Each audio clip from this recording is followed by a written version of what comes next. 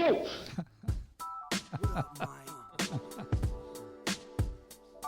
Toronto. VK on the beat. Check. I'm in Toronto where you wanna get a city love. I'm from Toronto where you wanna get a city love. I'm in Toronto like we wanna get a city love. My city love me back for my city love. I'm in Toronto where you wanna Welcome get a to city Toronto love. Mic'd, episode 1615.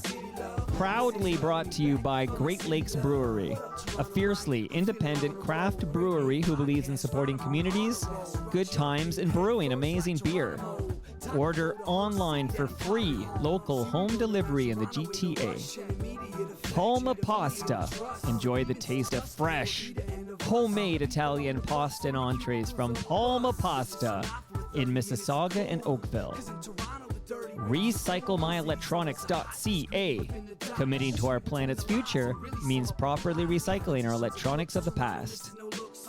Building Toronto Skyline, a podcast and book from Nick Iones.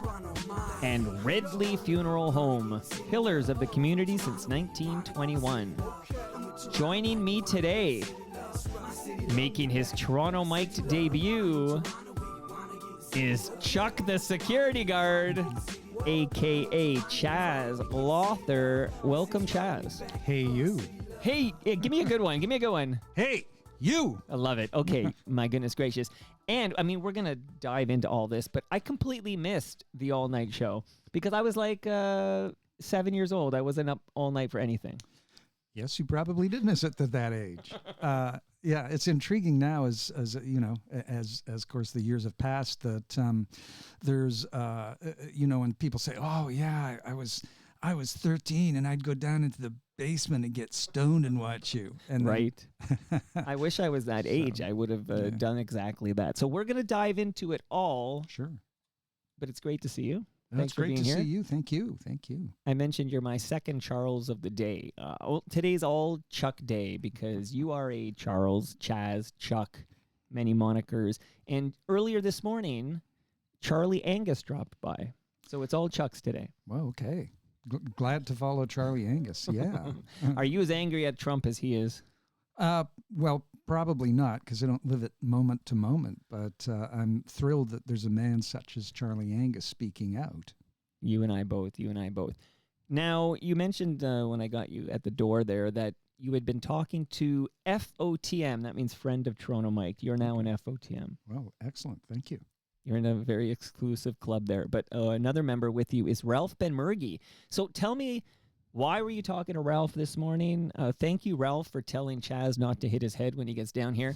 But what's your relationship with Ralph? And what's up with Ralph Benmergui? Well, this morning, Ralph and I were talking about doing a show together, and we have done things together through the years. Actually, I know Ralph when I think Ralph was probably a teenager. And I moved here in 1975. And then when Yuck Yucks, which was a once-a-week venture at the time on Church Street, started up, Ralph would be there. And, of course, Ralph was telling funny stories about his high school science teacher. So I got to know Ralph during that period of time. And then when I was doing early Yuck Yucks, he was on the bill, and then actually Ralph introduced me to my wife. Wow, that's a fun fact. Yeah, she had been watching the all night show, and she knew Ralph from school. I think is a little bit older than Ralph, but she knew him from school, and they were sort of in the same social circle. And she said to Ralph, "Say, you know that Chuck Chaz Lawther guy, what do you think? Would he like me?" And he said, "Yeah, well, you know, if you like reggae and smoking pot." So he introduced us. We met at a Halloween party that Ralph and a friend had, and we were the only two people not in costume, so we knew we were made for each other. What a small world, right? Like, that's unbelievable.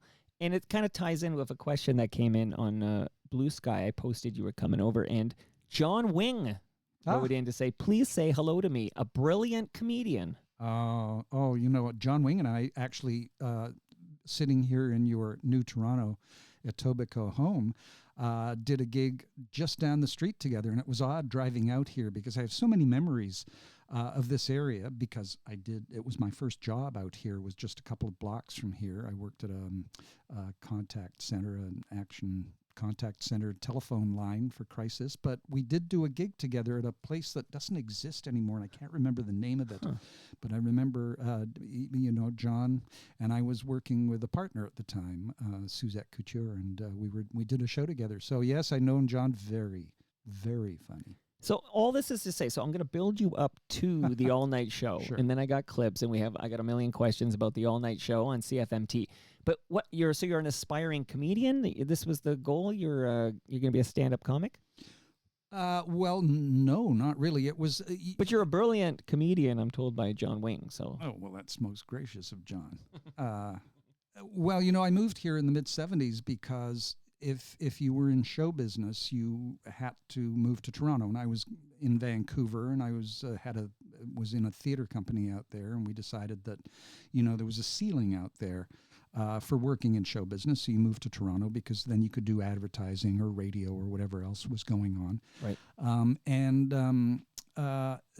I guess, hey, talking politicians, Pierre Trudeau really helped the arts in this country because he funded two programs, one called LIP, Local Initiatives Program, and the other called OFY, Opportunities for Youth. And those two funding grants basically started up a lot of theater companies because you could kind of bounce from one to the next. And so we were writing our own material, and it was the time actors were sort of taking over writing material. The Farm Show with Pass Mariah, for instance. So I was writing my own stuff and looking for places to perform. And the first place I performed was a little club called Edgerton's on Wellesley and Church, right around there. Of course. And then Mark Breslin had started the once a week Yuck Yucks on Church Street. So I went there, and, it was just a mishmash of all kinds of people doing stuff. People wander in off the street and do a monologue or whatever. And so I kind of got into the stand-up world, not intending to. Really, I was an actor, and I did characters and that kind of thing. And then when Mark got it going on Bay Street full time, I was the first week's main star, the main attraction. There you oddly. Go figure. Well, it makes sense. You're a brilliant comedian, I've been told. So, well, thanks, John Wing, again. Right. Now, the name I'm thinking about, because you're talking about Edgerton's, and then you're talking about, which became known as The Edge when the Garys were promoting there. That's right. The Garys, the reason I met Jeff Silverman is because Jeff Silverman might have been employee one of the Garys. Like, he was right there with the Garys from the 99-cent Roxy's days. Right. And then, of course, Jeff Silverman is Mr. Yuck Yucks, with Mark Breslin. I don't know what title he holds today, but president and god of Yuck Yucks or whatever. But Jeff Silverman produces the all-night show. So is he like what role does he play in all this? Does he meet you at Yuck Yucks or something? Like I'm curious about, does Jeff Silverman say, "Hey, you're the guy I've been looking for an idea I have"? Basically, yes. Jeff was managing, I guess, Yuck Yucks at the time, and there were two other people involved, Errol Bruce and Michael Lennox. And they also, I think at the same time as Jeff, had an idea that they wanted to do some kind of all-night show. And so they'd met up, and he suggested, come down to Yuck Yucks and see this guy, Chaz Lawther, because I think he might be just right to host the show. And so they came down, and we met each other and kind of agreed, yeah, I think we've all got something to contribute here. You see, it's funny because I've been doing this for 12, 13 years. But like I said, I don't remember the all-night show. I only know it because I'm close with a gentleman who goes by the moniker Retro Ontario, Ed Conroy, who has archived old episodes on his YouTube channel. And he's kind of been telling me about this show we just missed. Like, we just missed it. We were too young to be watching any all-night show. We were probably watching Rocket Robin Hood or something. Who knows? But these pieces all kind of fit together as I talk to you because Errol Bruce, yes, sadly no longer with us. No longer with us, yeah. But he played Ryerson. He did. Well, Edgerton is the first name of Ryerson. Whoa. Do you see how this is working? So, Whoa, look out. So Edgerton's is named after, and again, we're not, we renamed, I didn't have anything to do with it, but they renamed Ryerson TMU, Toronto Metropolitan University. But Edgerton Ryerson was the gentleman Ryerson was named for, and Edgerton's was named after him before the Garys kind of rebranded it the Edge. But there you go, right? Well, that's right, and I guess in nowadays, if Errol Bruce was playing Ryerson on the All Night Show, he'd have to have called himself the Toronto Metropolitan University, which I have co-opted for myself as the Toronto Mike D Universe. So you would be an FOTM in the TMU. But okay, now it's when the snake starts eating its own tail. Is that what they do? Anyway, it's very meta over here. Okay, so Jeff Silverman produces the All Night Show. I have a stinger. I've loaded it up. And again, I actually missed this stinger. But again, I was doing all this homework. So I was living in the early 80s and all this catching up and all that I missed, being just born too late. But here is how a promo for CFMT might have sounded in 1980. My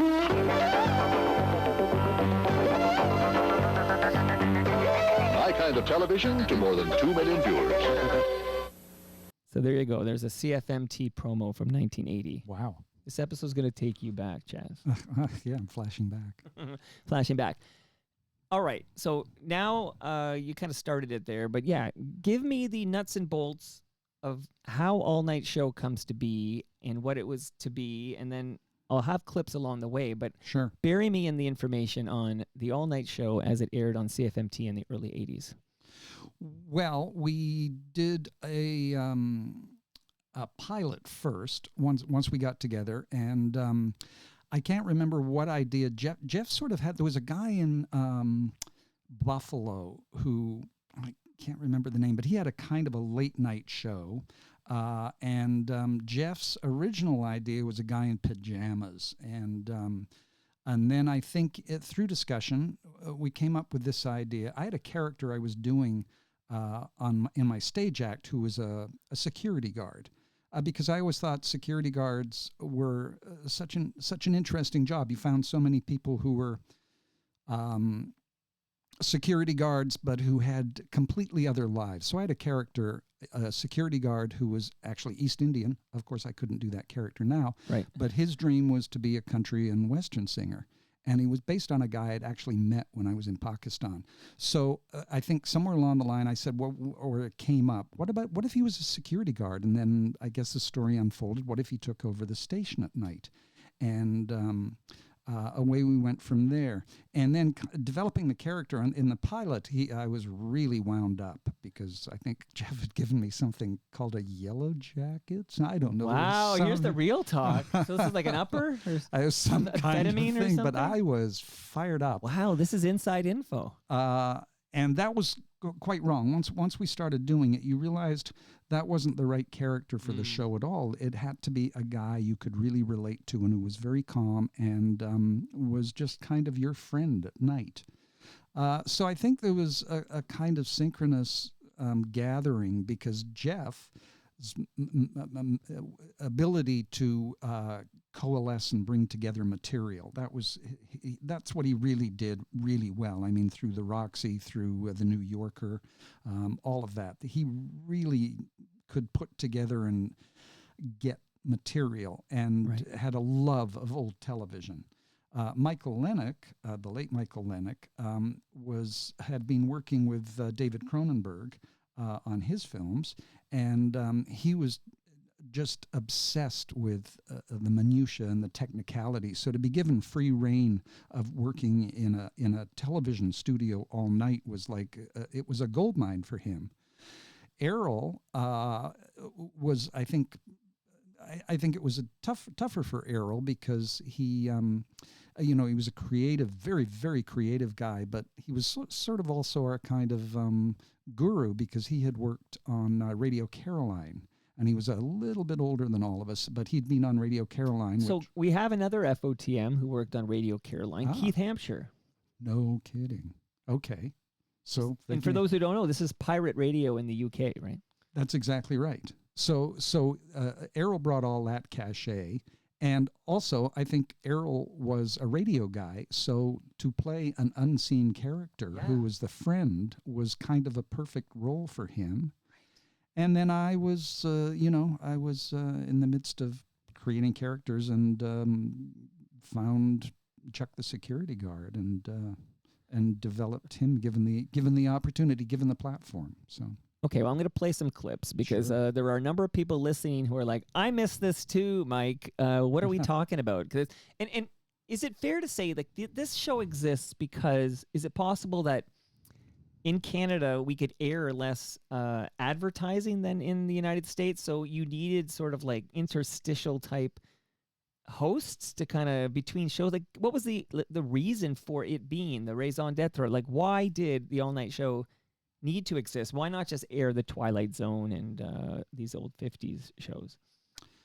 Well, I suppose we could have done, but I think there was nothing on then at night. There was absolutely nothing on. We came on after Jim Baker and Tammy, after the PTL Club. Wow. It went off the air. The national anthem aired. And then your TV went to static, whatever, right? And so then we came on, and then we were live, and we were the first all night television in North America. At that time, this was the Golden Horseshoe had the largest night working population in North America, who were had nothing but radio. There was no television to watch. Though it was just the advent of VHS, beta, and a few people had their own machines. Right. Otherwise, you went to a store and you rented either beta or VHS, and you rented the machine, and you would take it home. So all of that was happening at this particular time. No, because I was born in 74, and I remember a number of birthday parties around this time, 1980, where you would go to the birthday, and basically the kids' parents rented the beta or VHS, rented the tape player and a copy of Star Wars. And that was the big thing, was we're going to watch Star Wars in this guy's living room, and it was a mind blow. Oh, it was. Yeah, and it's like, no one owned their own, well, no one I knew owned their own player. Jeff Silverman did, and Mike Lennox did. There you go. And that was it. Amazing. Okay, let's hear a bit. And Sure. again, if you have a bit of time, I might let this brew. I feel like this is the definitive all-night show retrospective here. So let's hear. This is courtesy of Retro Ontario's YouTube channel, and he's got a question for you coming up. Here we go. Okay. Twilight Zone. This is a good Twilight Zone, wasn't it? It was. Very It was interesting, good. posing the philosophical problems, of Yes. course, about being replaced by automation and so forth. Actually, at the end there, that robot was Robbie the Robot. Very, very famous robot. Was in Forbidden Planet, 1956. Very, very famous science fiction film. Yes. And Ryerson was just telling me that Robbie was actually destroyed. By the MGM prop department. They destroyed him, and a fan rebuilt him from the original plans. Yes. So he's made TV appearances and everything. He was Robbie the Robot, the Yay, big Robbie. robot. Okay, more clips coming up. Just a little taste, though. That's you and Errol Bruce in the guise of Ryerson, and you're Chuck the security guard, and you're live all night on CFMT.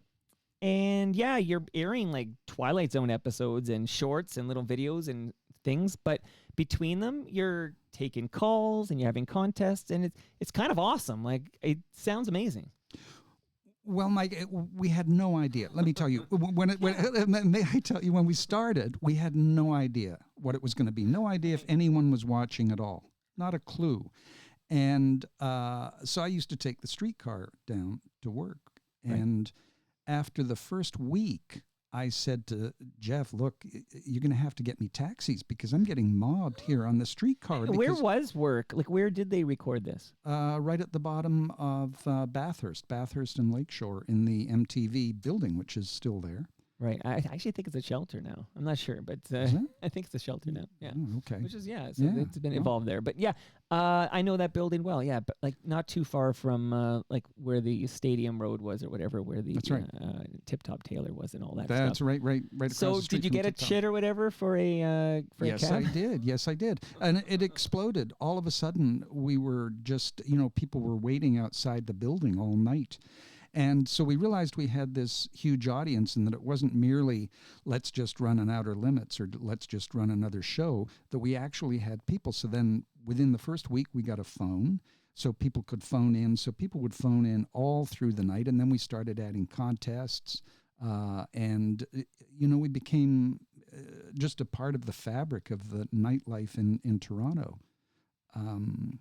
Amazing. Yeah, I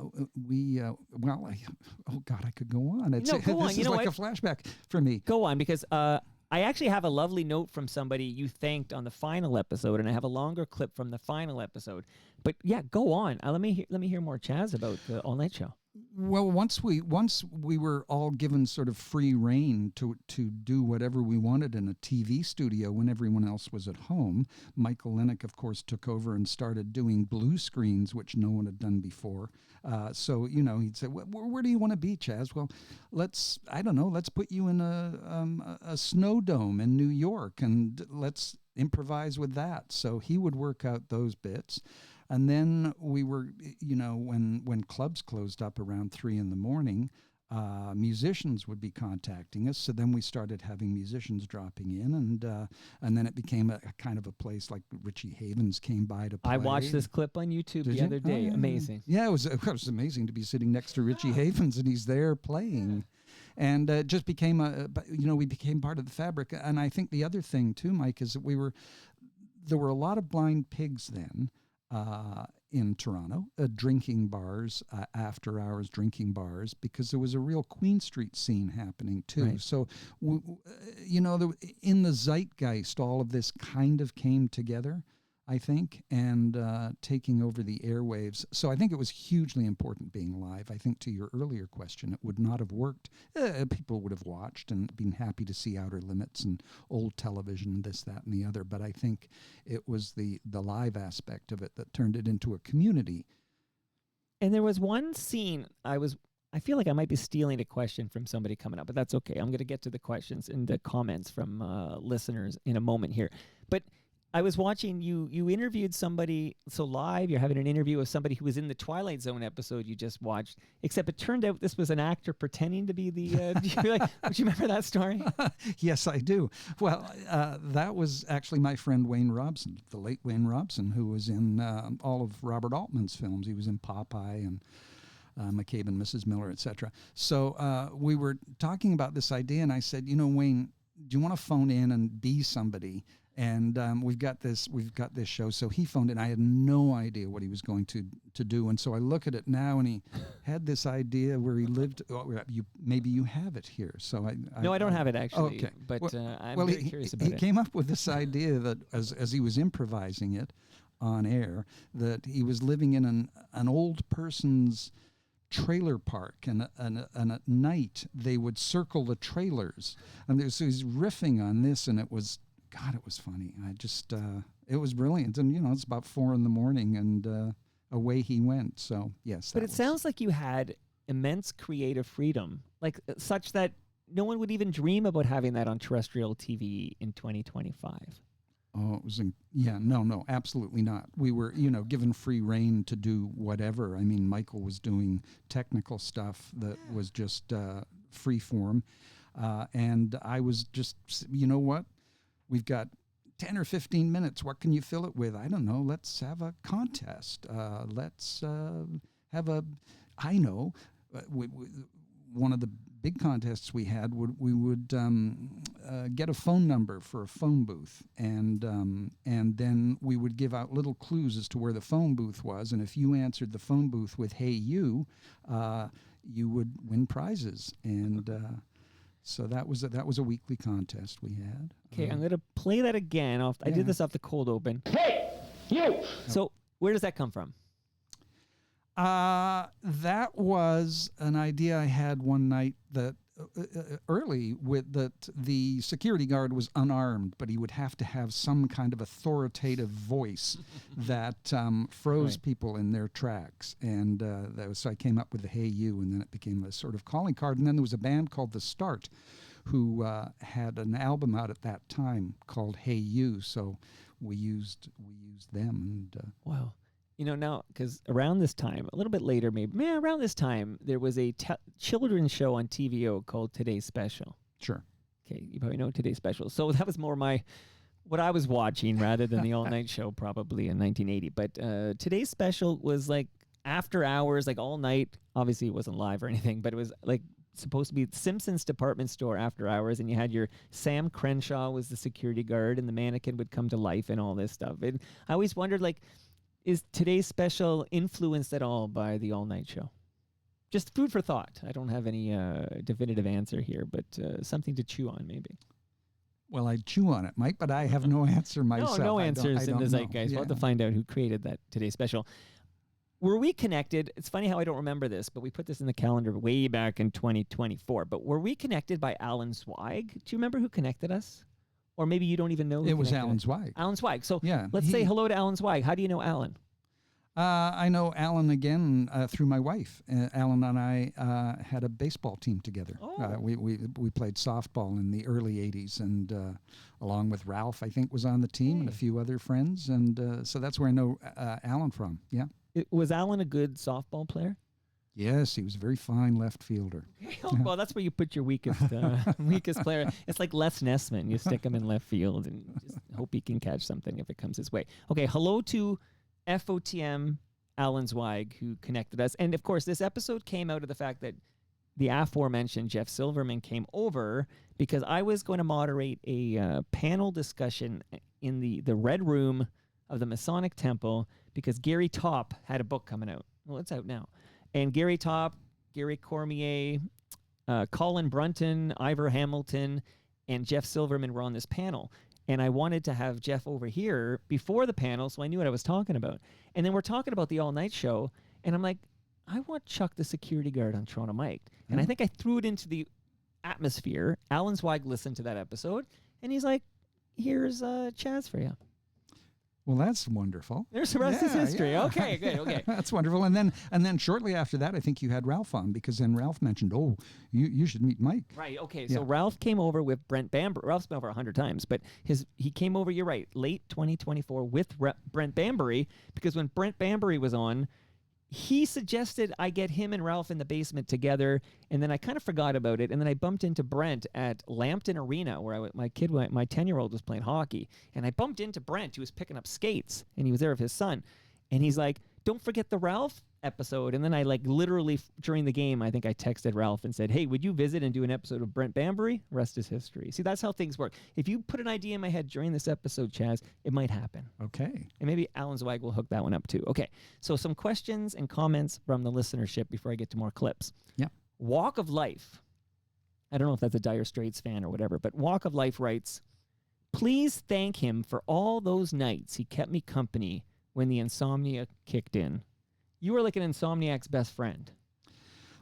Well, it was an interesting dynamic with the audience because there were insomniacs, of course, who watched all night. But the early part of the evening, we went on at 1 o'clock, and I probably till about 3 o'clock were stoners and people, eager to watch an Outer Limits and that kind of thing. Right. Middle of the evening was post-club folks and people in Blind Pigs who would be drinking and carrying on for the rest of the evening. And then around 4:35 in the morning, I think, somewhere in that ballpark, which was when we ran Burns and Allen and kind of those slightly older shows, I Dream of Jeannie and whatnot, were older people who would be getting up early because they couldn't sleep all night. So the demographic of the audience changed throughout the evening. But did Chuck the security guard change throughout the evening, or you were consistent? Well, I'd get a little higher during the evening. How many substances were consumed after that first episode? Was it you're going to go clean and sober from hence on in, or was there any mother's little helpers at play? We smoked pot. We were pot smokers, and it was odd talking drugs because, hey, it's legal now. It's legal now. I checked. I checked with Charlie Angus. It's all good now. But it was an odd time because it was kind of as cocaine became the drug of choice, and we were not cocaine people at all. None of us used cocaine. Well, your heart thanks you.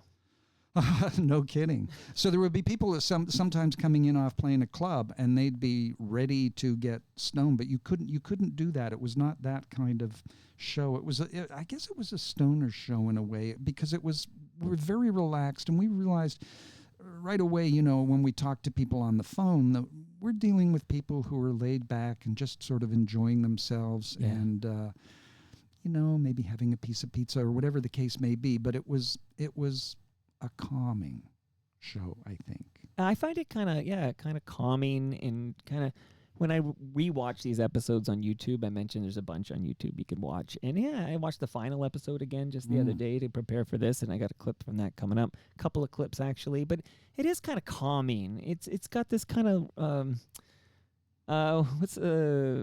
pace to it that just kind of brings you down, sort of like you're smoking a little cannabis. Well, I think that's true. I also think probably looking back at it from now, where there's just simply nobody on television improvising for 5 or 10 minutes, just riffing, and maybe I'll answer the phone, and you pick up and have a little chat with someone on the phone, and then it's maybe I know Ryerson. I'll talk about a character who was in this show. Right. It was all. And the fun fact you dropped about Robbie the Robot, and I'm listening, I'm like, oh, this is my kind of thing. Like here's a little fun fact about Robbie the Robot or whatever. Oh well, that was all Michael Lennick, because Michael Lennick was the original Google.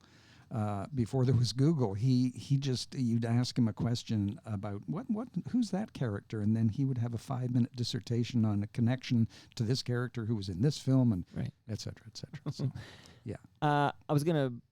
So when I think about this kind of, you have time and space to kind of be creative and try different things or whatever all night long, I think about radio, because until I don't know when it went away. It did go away at some point, but there was a time. I remember in the 90s, for example, when Bob Makowitz Sr. was the program director at the Fan 590.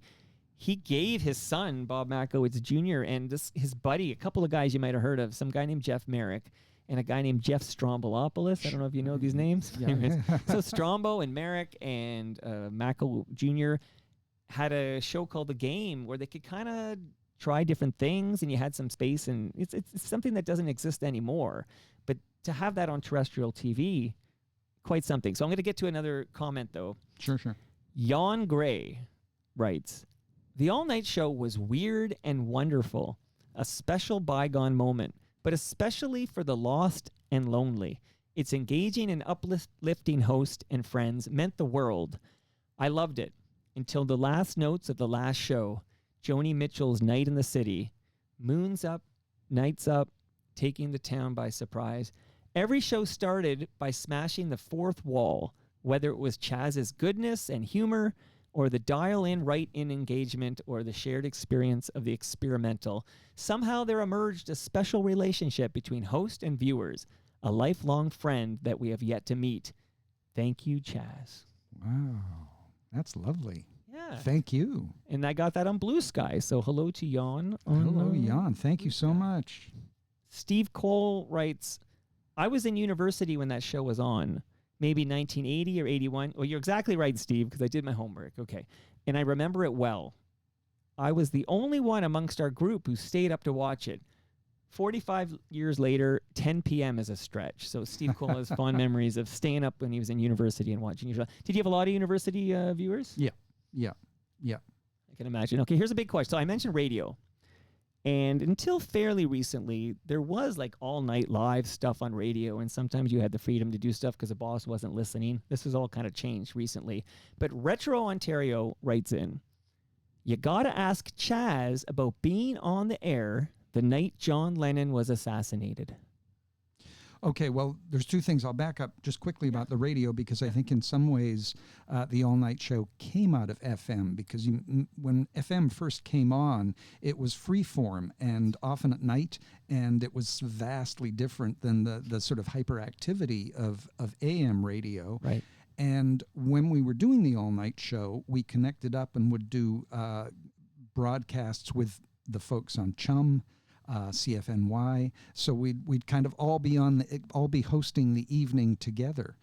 Liz Janik was over at CFNY, and she was fantastic. And so that was part and parcel of it.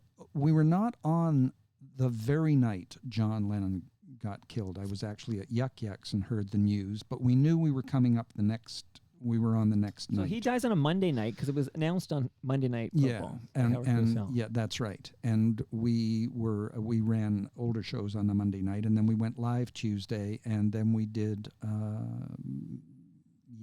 kind of holding everybody's hand. That was a very, very profound event, I think, in all of our lives, people of a certain age.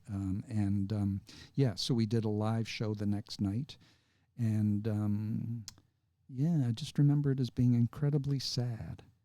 Well, we have to kind of remember now that, in the time before the internet, you had, radio and TV. That was your, because newspapers had to be, they were printed and then they were on the paper, but it was of the moment. And then there was, that was it once it's printed. But radio and TV was your only live outlets for such a thing, right? That's right. Yeah. So, mainly radio, because you were the only show doing what you were doing. That's right. Yeah, and even and you're only in 81, so there's not even much music yet. Much music shows up in 84, and Much Music does like a chunk of hours and then repeats it. Like they aren't live all night on Much Music either. But Fred Waterer, that's a tough word to say. Fred Waterer writes, I'm not sure CFMT realized what they had there. Every university student that I knew was watching regularly, and it was often water cooler talk. It's in quotations. They probably didn't have a water cooler at this university. What's going on? The next day at school. I wrote many an essay and studied for many classes with the show on. Hey, you! Hey, you! Hey, you, yeah. So you can tell I wasn't there. Okay. So, yeah, again, we talked about the university people, the insomniacs, the clubbers, the old people who get up early. I'm sure the shift workers, you were a delight, I'm sure, for That's somebody, shift work or whatever. But these were your people. So I'm going to get to the final episode now because I have a great note from FOTM Gare Joyce. But before I get to the finale, if you will, why does it all come to an end? It's like less than 2 years, I think. How long did they give this show, the all-night show? A year, exactly. So 1 year. 1 year. So it debuts at some point in 1980, and then September. a year later in 81, it's gone. First week in September 80, it debuted, and we finished up first week in September of 81. Why did it come to an end? Well, there are many stories. I think... Let's get the real talk here, Chaz. I think we... look, this is the business end of it, and Jeff Silverman would probably have a better idea of this.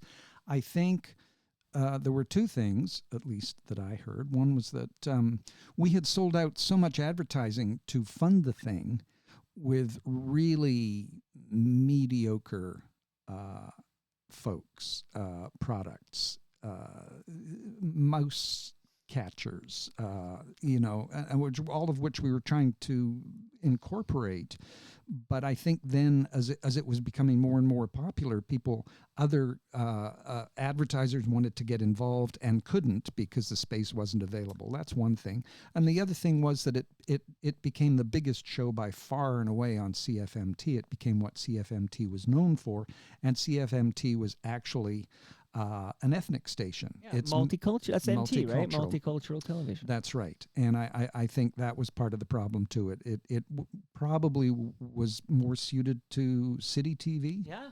It does, honestly, and I think it was kind of emulated. I'm thinking of Bob Segarini, the Iceman. Who's Yeah, also he followed and tried to do that. It definitely feels like a Moses thing.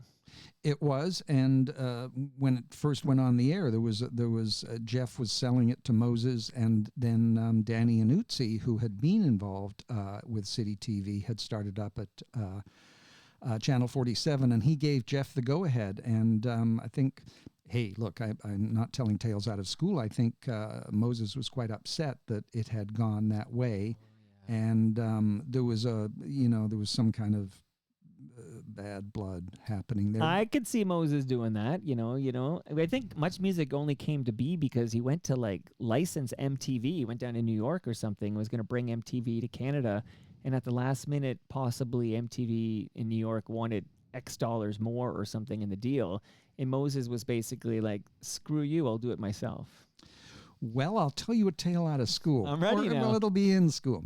And this involves Alan Zweig, because Alan was working, I think, or involved somewhere in City TV after the all-night show. And I remember Alan saying to me, we were playing baseball, and he said, I was in this meeting, And there was talk about we're starting this thing, and we're actually going to be kind of having disc jockeys walking through the studio as we did on the All Night Show, which was all brand new. I mean, we just kind of went through the whole building and took it to ourselves. So those ideas, and it came up. Someone said, well, you're talking about the All Night Show. Why not get Chaz Lawther and Chuck the security guard? And Moses said, no, don't want that, because that's CFMT. And It's been burnt. it's been burned, exactly. So we start our own. So I think there was a similar. lot of that going on, I guess. Wow. Okay, so I'm going to talk about Gare Joyce for a moment, because I know Gare is listening in Kingston, Ontario, and Gare Joyce was working at the Toronto Sun phone booth or whatever. They had an all-night phone center at the Toronto Sun all nights.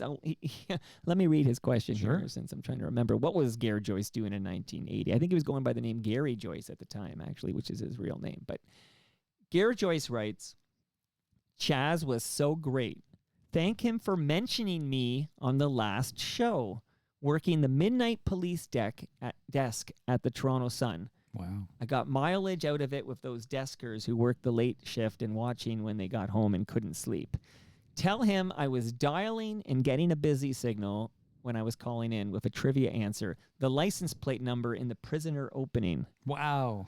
So, and he's got another question, but I found this finale. Like I said, I was watching YouTube and I found the finale. And of course, I'm like, okay, Gare has been telling me for a while now. He's mentioned in the last show. Is Gare full of it? Like, is Gare misremembering? Will I find this clip? So I'm now going to play this clip for you, Chaz. Okay. And FOTM's listening. Listen closely for a shout out to Gary Joyce, our very own Gare Joyce. Here we go. Yeah, I'd like to say hi to Roger and Alan and to everybody else that watches the All Night Show in East York. Okay, sounds good. Yeah. Okay. Say goodbye to you and Ryerson and Leonard when he was on. Oh, yeah. And, well, I've been watching since practically the beginning, and I think it was a great show. Oh, well, thanks very much. Thank you. We've had a great time. Really, we have. Yeah, we And, have. It's been wonderful. It's been amazing, yeah. I mean, it's been amazing talking to people and being in contact, because it feels, I mean, obviously we have contact with each other, contact through the medium, so that's been good, for sure. Yeah, I've really enjoyed it. Good, good. Oh, well, there'll be more. There will be more. Well, it's been good seeing you. Okay, take care. Bye. Bye-bye. Who are the guys at the Sun? Oh, Gary Joyce. Let me give everyone at the Sun a hey you, because Yeah, 'cause they watch and they support us. And a wonderful article last week in Sunday Sun, which I was out of town for, but I came back and I saw this article and it was wonderful. So to you people, hey, you! So you people, everyone. Oh, what am I talking about? Here, anyway, listen. This is some games that we played. A tape of some games. Tell you about what are we talking about? Yeah, some good games on this one. Okay, here we go. Start up. Press the button. Yeah. Okay, here we go. So there's definitive proof, Chaz, that you do shout out Gary Joyce in the final episode of the All Night Show. Wow. Hey, you. Yeah. And that's when I pulled out. That's where I pulled it from. Tremendous. And Gare, there you go. Gare doesn't know I was going to dig that up and play it. So I'm hoping he's got a big smile on his Irish mug right now in Kingston, Ontario. But there's an example of this many years later. You know, Gare Joyce would go on to become a hell of a sports writer, working many years at Sportsnet and elsewhere. And he starts out on the midnight police desk, and he's watching, of course, the All Night Show. We were very big with policemen. Not that bad. Gare is one. Well, Gare did not become a police officer, that is for sure. Now, he did have a question. He wants me to ask you about Paul Del Stud. Sure. And then he wanted me to, of course, thank you for mentioning him on the farewell show. So who is Paul Del Stud? Paul Del Stud was a nom de guerre, nom de comedy of a man who Jeff knew and worked at Yuck Yucks, and he had a kind of act where he sort of did a Fonzie kind of thing. He wore a black leather jacket and looked really tough and kind of talked like, did that kind of thing. And And Jeff thought, now that would be really funny if we had him read Household Hints. So we brought on Paul, and he would be given a book of household hints. And then, have you got some of Paul here? No, I got no Paul. I'm eager to learn about Paul. Yeah, that was Paul. Okay, what's Paul's real name? I can't Don't recall.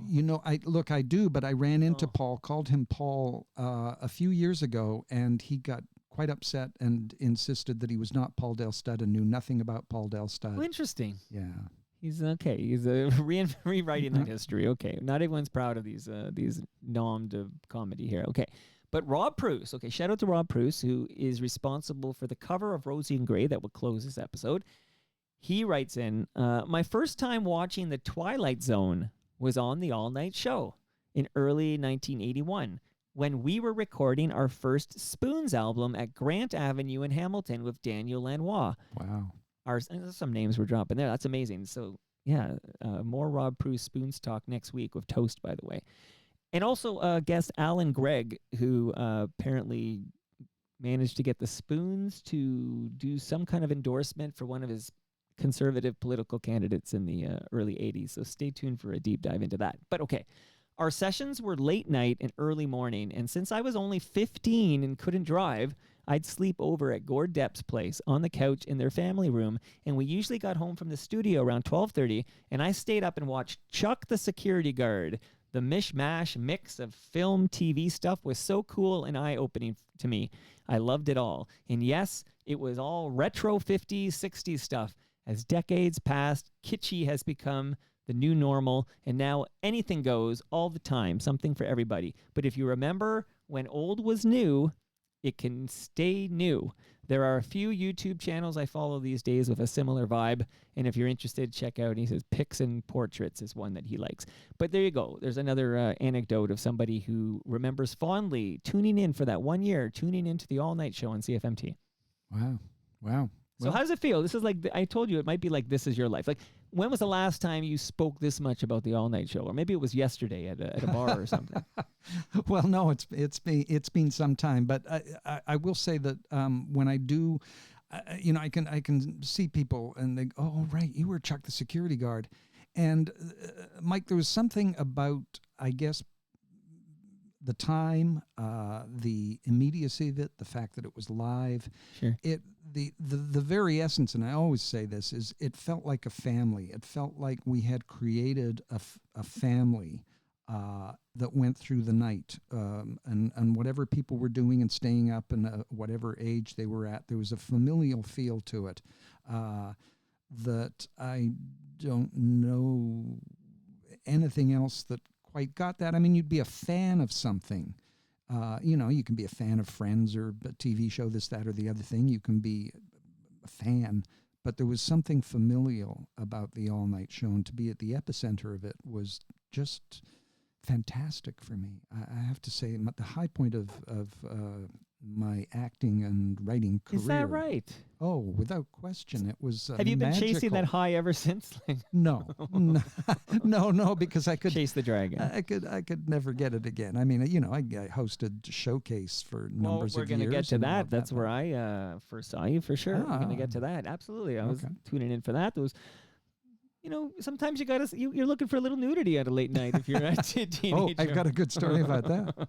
Okay, well, don't forget that story. I'm definitely going to want that story for sure here. But before I have one more clip from the all-night show, and then we move on here, let me give you just a couple of gifts, Chaz, because you made the trek, and I'm glad we could do this. Yeah, this is what I do with my guests. Alan Zwei gets gifts. Ralph Benmergui gets gifts. Now, even you get gifts. Although John Wing never got a gift because he wouldn't leave California to do this episode, and we had to do it remotely. No lasagna for him. But I have in my freezer, Chaz, a large lasagna for you from Palma Pasta. Wow. You can take that home with you. Delicious, authentic Italian food from the Petrucci family at Palma Pasta. Ooh, I look forward to that. Well, you know what goes good with Italian food? Fresh craft beer. Here in Southern Etobicoke, we have a fantastic, fiercely independent brewery called Great Lakes Brewery. And that beer is courtesy of GLB.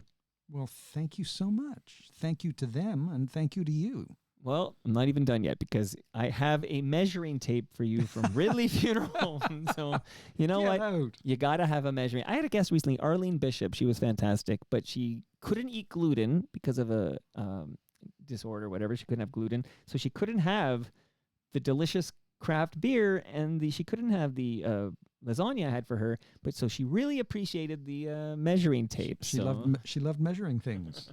Well, Absolutely. Who knows what she's measuring of that right now. So thank you to Ridley Funeral Home. They have a great podcast called Life's Undertaking. By the way, speaking of great podcasts, Nick Iones, who's going to come on and introduce himself, and we're going to get to know Nick.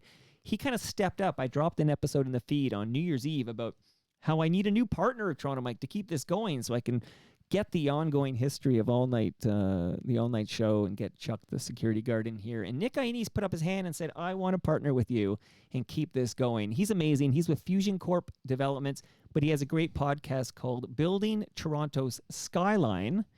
And I'll be talking more about Fusion Corp and Nick Iones and Building Toronto Skyline in the near future. And last but not least, before I play this last clip, recyclemyelectronics.ca. Chaz, if you've got a room or a drawer or a closet full of old tech, old electronics, old devices, old cables, don't throw that in the garbage because those chemicals end up in our landfill. Go to recyclemyelectronics.ca, put in your postal code, and find out where you can drop that off. okay. You got your marching orders there. Will do. All right, this is a bit of a longer clip, but this is how it all ends. I feel like we need to hear how it all ended, the final episode of the All Night Show on CFMT.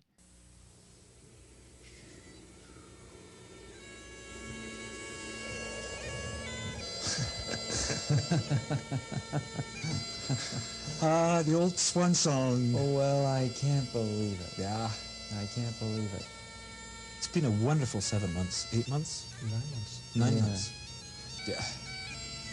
Hello, Leonard. Hi, Chuck. That's I can't the believe it voice either. Okay, well, what can I say? You should speak, Ryerson. Well,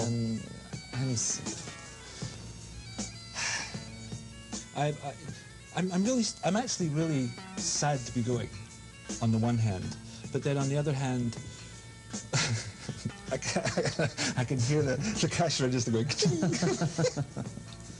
Yeah, no, I understand that. I understand that. Well, And it's not like I'm disappearing forever and ever, you know. No. I mean, I will be around occasionally, and I will be talking to you on the telephone, and maybe once I buy my own mini cam, I'll go out and shoot stuff around the You can city. speak over this if you... Possibilities. Yeah, what were you going to say? Well, that's really interesting because I think this is not from the last show. Oh, it's not from the last show. This is when Ryerson left. Yeah, we had a lot of fun. Because Ryerson... you've gone from just being a good buddy and Okay, Ryerson leaves before the show ends. That's why he says 7-8 months. That's exactly right. Okay, my apologies. So this is the only time in the history of the All Night Show you see getting a job as a security Errol guard here. Bruce. You never saw him. Right. You did not see Did you him. see him in this one? No, at the you end? don't. No, you don't. Not even for a split second? For a I split saw it. At second the in end, the I think final yes. in the final show, you see him for a split second Okay. because he came back for the final show. Okay. Errol had had enough. Okay. Errol couldn't. Errol was getting tired. He was running the camera, and I think his creativity. It wasn't. There was he was a feeder of information and a camera operator, which he was not really what he wanted to do. So he was replaced by a character called Leonard, who was created by Michael Lennox. So we figured maybe we could just jump Leonard in. And then Ryerson came on the weekends. And the story with Ryerson was that his uncle, grandfather, someone or other had given him a castle in Scotland. And so he was going back to manage that or live in it or something. So that's I'm Okay. thinking, really? No, Yeah. you know what? I wasn't there. You can tell. I'm catching up here. But No, so no, this is that's- not the final episode of the All Night Show. Let's hear how it ended for. Stay hidden away for so long. Come on, I stand have right to over cut here. out. Oh, my mic's cord. Leonard, do you want to let go of that mic right there? I think it's the equipment telling you, no. Ah, well. I'm rich. He's a star. It's wonderful. Good night.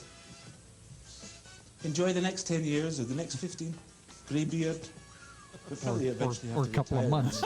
Ends up with walking stick or something. Wow.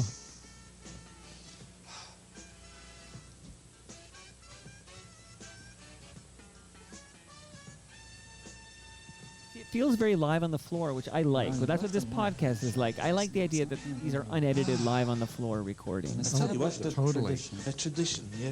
That's I think that's one of the things that I think I would like to leave behind, like a legacy for the next 50 years of the All Night Show.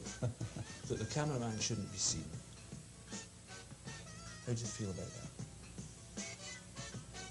Would you like And thus it came to pass. It's your choice, man. See, I think Leonard? here he shows his face, right here. The camera's all yours. I hope I know what to do with it, Ryerson. I'll follow your legacy. And keep the face hidden. It's fine with me. Maintain the mystery. Goodbye. Farewell, Ryerson. And it was Ryerson DuPont, right? Ryerson DuPont, yes. Good night, Ryerson. Good night, Chuck. Wow. Yeah, and I'm sorry for your loss. I have a little clip here of, I think it's a bit of a reunion here with Reiner Schwartz. Yeah, Reiner was, night music. Of course, you can't interview Reiner because Reiner's passed from the Reiner's scene. passed. But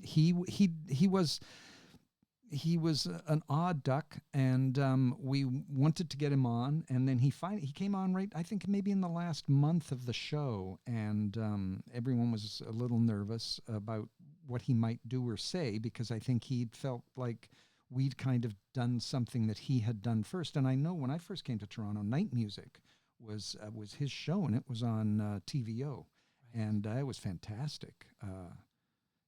I missed Reiner. Yeah, I missed Reiner Schwartz. I knew him actually because there was a period of time on CFNY when they were like going top 40 to sell to increase the listenership, which is, CRE, cash ruins everything around me. I think that's a Wu-Tang song. But and then they brought in Reiner Schwartz at some point to be the program director over there to try to right the ship because it was kind of bananas there. But so it's called A Little Reiner in the Night. And I'm going to play it, and you'll tell me what I'm listening to. What I'm listening to here. Okay. One could only hope that they will bring back a show like the all-night TV show. I think people That's are Liz Janik, starving for something made up of real people, embracing the community of the nighttime and all of the people that go with the nighttime. I feel a personal sense of regret, and I know that I share it with many, that this is going to end soon. I can't believe it. Well, Finally. Radio and television, to me, are the sources of three essential things. Information, entertainment, and companionship. The companionship factor is what we have eliminated out of the media process. It was a major high point in my life, and I loved playing the character. But I think the greatest level was to have this sense of communication and community that we enjoyed for that year. And that still goes on. Well, so what do you think that's from? Myself. Yeah. So what exactly was that? I have no idea. Okay. I have no idea. It's titled. I was there. Yes. So we hear Liz Janik, who you can hear on episode 1021 of Toronto Mike. She joined me for that episode. We did like an ongoing history of CFNY with Marsden and everybody. That clip is called A Little Reiner in the Night, is what it's called. Wow. And yeah, there you go. Okay, so we move on from the all-night show, and when I was chatting with my friend Ed Conroy from Retro Ontario, he said, don't forget this clip, and I already had it loaded up. So Ed, I already had this loaded up, but lest we forget...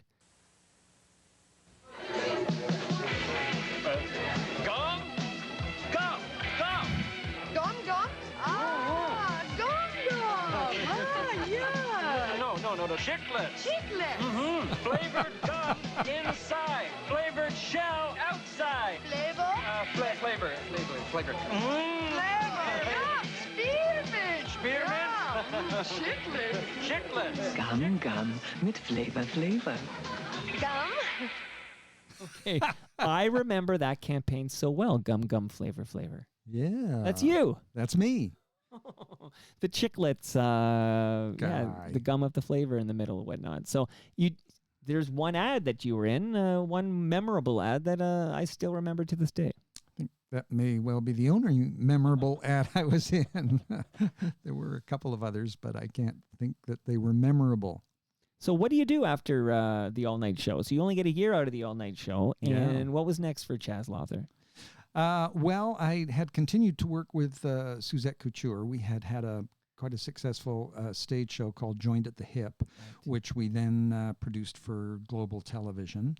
And then I guess got some cachet from being Chuck the security guard I didn't go back to stand up because I was superseded quickly by really good stand-ups. I mean, Howie Mandel came up and Jim Carrey, and I just went, wow, these people are really good, and I'm not that good at that. And it's not really what I wanted to do. I trained as an actor and a writer at university, so that's what I went into. I spent a couple of years as the story editor for Codco, the Newfoundland theater troupe. Of course. When they went to television, and then I was acting through the 80s, just a whole bunch of acting and writing work, and Well, there's the hosting role we're going to talk about right now, Sure. which is where I first see Chaz Lawther. So apparently I saw him in a Chiclets ad. I didn't know I was seeing him in a Chiclets ad. By the way, the name of the Twilight Zone writer-director that you chatted with as a hoax, if you will, because it was Montgomery Pittman. That's I don't know if right. you mentioned the name or not. Montgomery Pittman, yes. And a little research tells you, because you mentioned Wayne Robson was doing the voice of Montgomery Pittman, but a little research tells us Montgomery Pittman, shout out to Ridley Funeral Home. He passed away in 1962. So, and I think that's why we felt that we could actually do him no in one would 1980. believe it, right? Yeah, that's right. Yeah, you don't want to. And you couldn't reference it. You couldn't go online and Google and go Wikipedia. Well, if we said he was dead, right, or alive, right, he was dead or alive. Too funny. All right, this is where I first meet, other than the Chiclets ad. Here we go.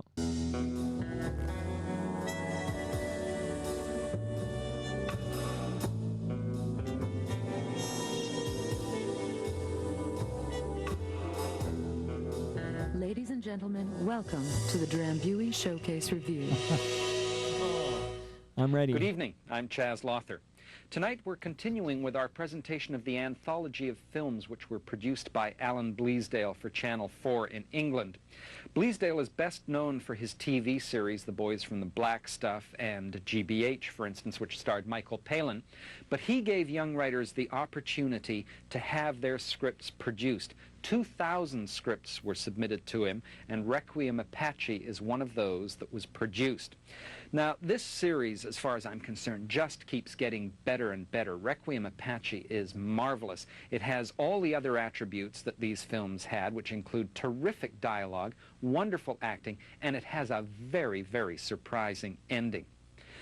Now, the star of it is Alfred Molina, and Alfred Molina is one of those actors who absolutely loses himself in every part he plays. He was the sailor on leave in Letter from Brezhnev. He was the treacherous guide in Raiders from the Lost Ark.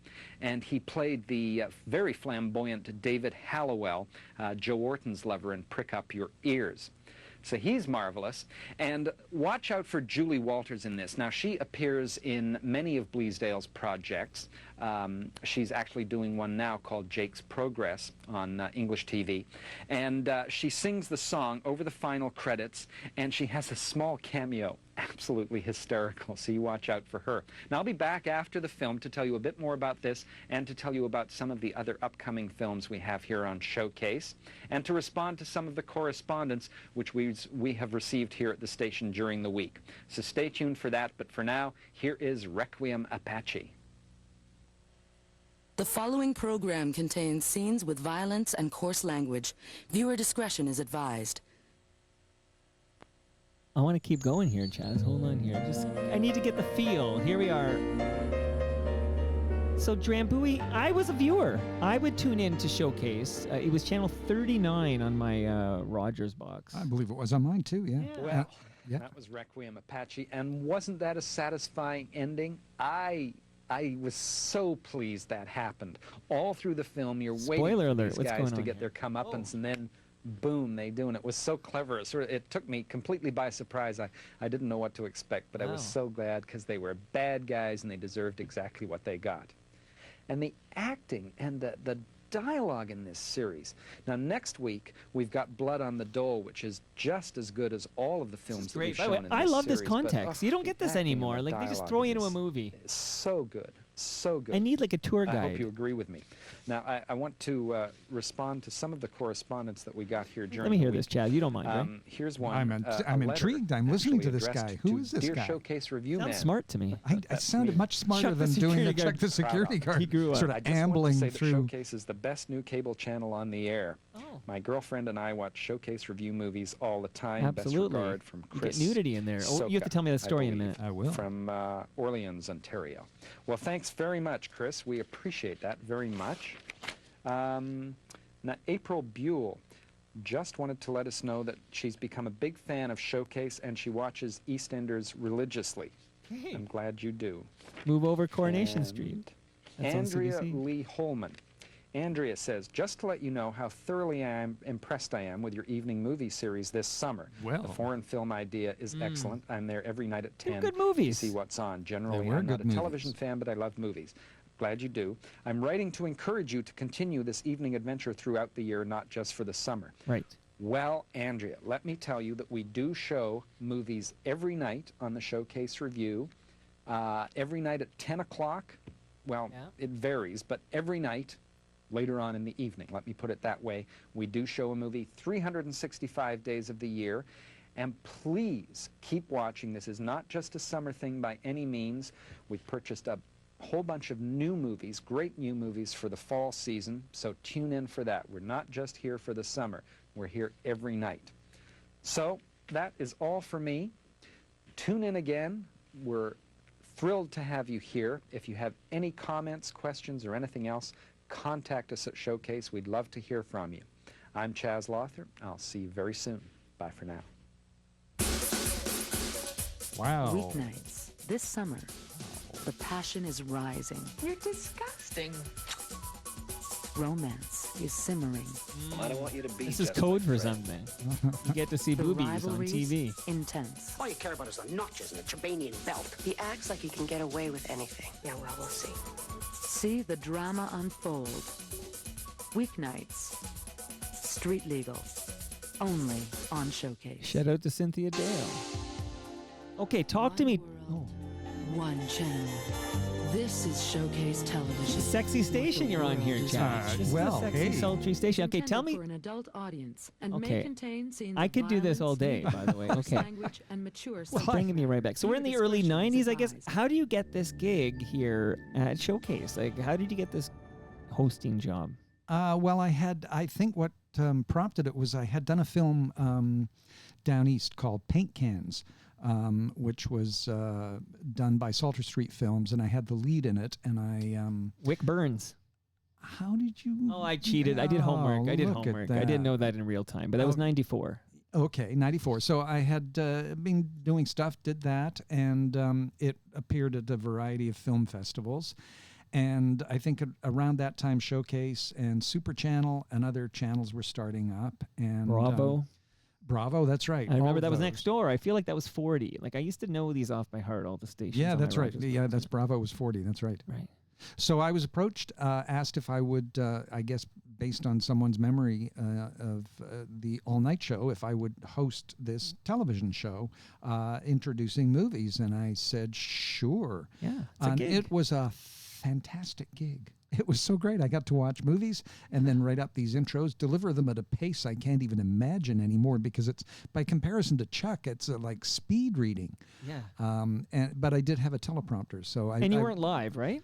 No, it wasn't Right, live. right, It was taped. Yeah, I did that. I think well, you probably know better than I, but it seemed to me it went probably 6 years, something in that neck of the woods, I would Yeah, definitely. I guess. just remember it was the early 90s, and Yeah. I remember you as one of the hosts of the Drambuie Showcase Review. I was the host to start with, Okay. and then partway through, Linda Griffiths came Who's on. also sadly no longer with us. She passed away very young. Loved that woman. She was fantastic. I was so upset when they hired her because I didn't know her. And I'm thinking, hey, wait a sec. This is my gig. They're bringing someone else on. And then right away we hit it off. And we would talk about the shows after. So it got very conversational. And she was a fantastic person, breathtakingly talented. You know, sadly, we are referring to a lot of people you worked with who have passed on. Yeah. Sad. This is sorry. unnerving. But luckily, Jeff Silverman's still with us. So, there we go. And you know, I did take a look at your IMDb page because, you know, you're in everything. And I got one last clip I'll play before we say goodbye here. This was amazing. But I did see that you had a little role. You did appear in Good Will Hunting, for example. I did. So Well, it's not just FX the series and, you know, La Femme Nikita and these, you know, Good Will Hunting. Yes, I was. I went to the audition. My agent called me up and said, look, there's this film. I don't know anything about it really, but Gus Van Sant is directing it. And of course I knew his work, and I thought, oh, well, then I'll go. So there was Gus Van Sant there and these other two guys, Ben and Matt, and they're kind of sitting there just sort of enthusiasts, and they've read the script. And I, to this day, my wife says, you threw the script away. They gave me the entire script to read, and I kind of read it through, and I thought, I don't know. It's sort of like, oh, you didn't keep that, what is it, the cryptocurrency that's skyrocketing right now. It's like, oh, yeah, I sold it for $25 about 5 years ago. I was happy to get it, you know. Yes. Great sadness to have thrown that away. But I thought nothing of it, and then I got the role, and then it happened, and then it gets an Academy Award. And it was, you know, my scene was with Matt mostly, and you're an MIT professor. Yes, I am, and he was such a nice guy. He was so gracious, and it was so much fun that, you know, it was a day. Look, I went shot at the U of T, and it was a day, and one of those things. And you know, you kind of when you're that kind of job in job out actor, and you're doing a lot of stuff like I did, you know, Urban Legend 2, Police Academy 3, Iron Eagle 4. I did a lot of sequels, right? But that was still looks good on the IMDb. It looks, it's just like it pops out, right? It does. Then, it of does, course, Mike. at the time, because I remember seeing it in the theaters, Good Will Hunting, which was fantastic. But really, the only thing, I mean, baby Matt Damon might have done this or that, but he was primarily, I think, known at the time as Private Ryan in Saving Private Ryan.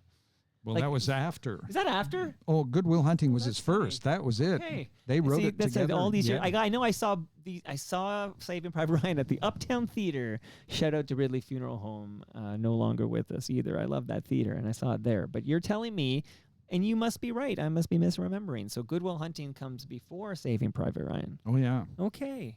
Look at that. Look at that. I learned something today.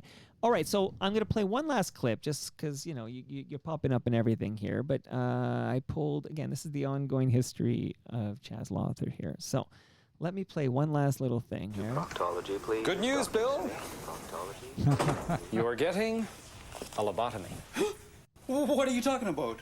A lobotomy, where we remove part of your brain, the naughty part. I know what a lobotomy is, but surely you don't need a treatment that's so... Drastic? I'm afraid we do. Nothing else has worked. You're still a threat to society. Well, maybe that's cool. Maybe society needs threats. Keeps it on its toes. Do I hear a scaredy baby in the room? I don't know. I can't hear anything over the sound of me shitting myself. The Dalai Lama had to wait 29 reincarnations for eternal happiness. You can have it with a few deft strokes of my scalpel. Well, you are the doctor. Dr. Pattison, you're wanted in gynecology. Now be back here tomorrow at noon. Goodbye, lobes. Hello, happiness. There's the spirit. Dr. Johnson, report to the oncology department, please. Well, Bill, I finally caught up with you.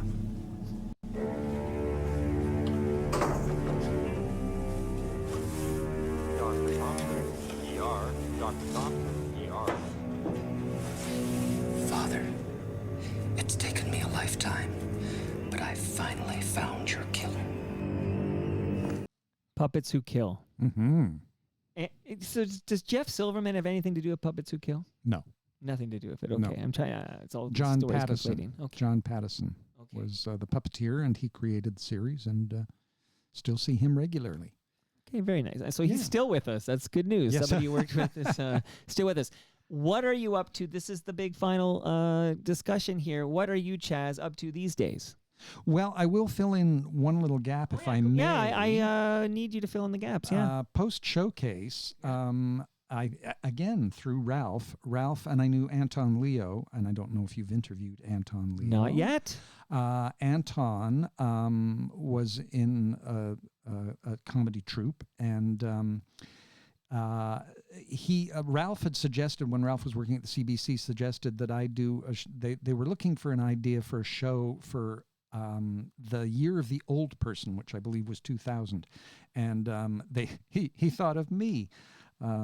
So I pitched them idea with my wife, with whom I had written quite a lot. We'd written TV together. We pitched this idea of a stand-up documentary, and the first show was called How Old Do You Think I Am, and we did it for CBC Radio.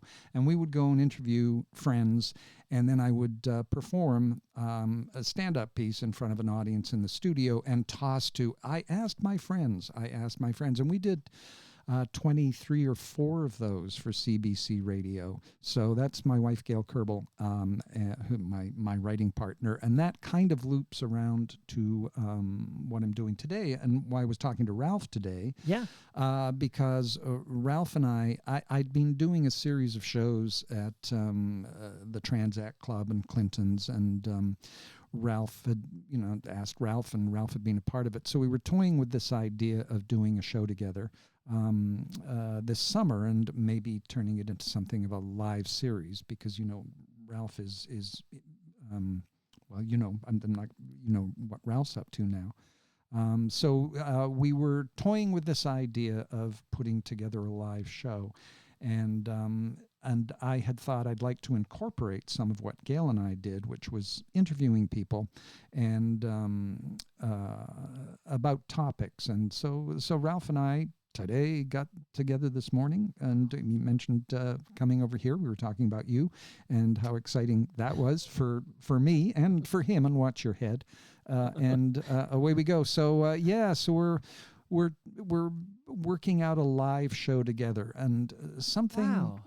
I think both of us are kind of intrigued by the idea of that we live in a world.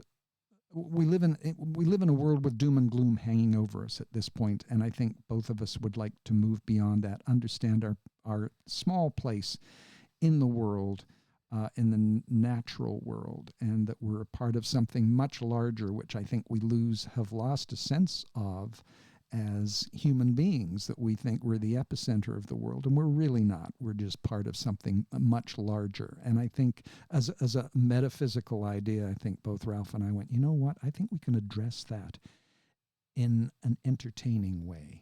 So that's... Well, I love what I'm hearing, Chaz. So is this something that's been greenlit, or are you still pitching it? Like, is this something we might see on Gem at some point? What's the nuts and bolts of this? Well, the nuts and bolts is that today was the first conversation. Ralph and I had worked together before on some ideas and performed together. Okay. And we came back to this and both went, there is something percolating here. And Ralph kept pursuing me, let's talk about this. And I was, yeah. So... we'll see. I think this summer we're going to we'll start with the first show, and it'll be live, and we'll see where it goes from there. Chaz, I'm very interested in this project because now you're an FOTM. I'll be following your adventures very closely, and of course Ralph Benmergui. I used to produce Not That Kind of Rabbi, which is Ralph Benmerguy's podcast. So he's been here, I don't know, dozens and dozens of times. Love that guy, and I can't wait to find out, where I can learn more about this project. It sounds very intriguing to me. Well, we will keep you in touch for sure. And when are we going to do like a the all-night show again. I think we're ready now. Like, now it's just a YouTube show. Like, we're ready for. I mean, you might not drop in. You don't need to drop in the shows and stuff. But the whole idea of hanging out with the security guard and everything, I think it's time for a comeback. Well, I don't think it is, frankly. I think it was of its time, and it was unique to the time it was in. But I think it's been superseded now by so much.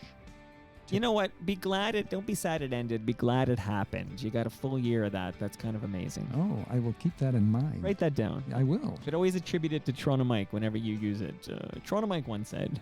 But what a pleasure it is to meet you. We're going to take a photo by Toronto Tree after this. And I enjoyed my Chuck double header today. That was very different episodes, but both highly enjoyable for me. Thanks for doing this. Oh, Mike, thanks for having me. It was totally enjoyable. Thank you. And that brings us to the end of our 1,615th show. Go to TorontoMike.com for all your Toronto Mike needs, whatever they may be. Go to Blue Sky. I post all the time at Toronto Mike. Is there anywhere in the universe we can follow what's going on with you, Chaz? Or do you just want to come by once in a while and update everybody on Toronto there Mike? You go. Just tell Ralph, and he'll come over and tell me everything. Much love to all who made this possible. Again, that's Great Lakes Brewery. You got your beer there, Chaz. Thank you. Palma Pasta, don't leave without your lasagna. RecycleMyElectronics.ca. And I'm out to measure things right now. Measure everything. Measure once, cut once, measure twice, I think is what you're supposed to do. Building Toronto Skyline, more about the good people at Fusion Corp when I talk to Nick Aini soon. Thank you, Nick. And Ridley Funeral Home. Subscribe to Life's Undertaking, which is Brad Jones's excellent podcast. He's the funeral director and owner of Ridley Funeral Home. See you all tomorrow when my special guest is Drew, an R&B superstar. He was with the band In Essence. Sean Jones was a recent guest. He was also in Essence. I'm going to play some In Essence, play some Drew. It's going to be a great time. See you all then.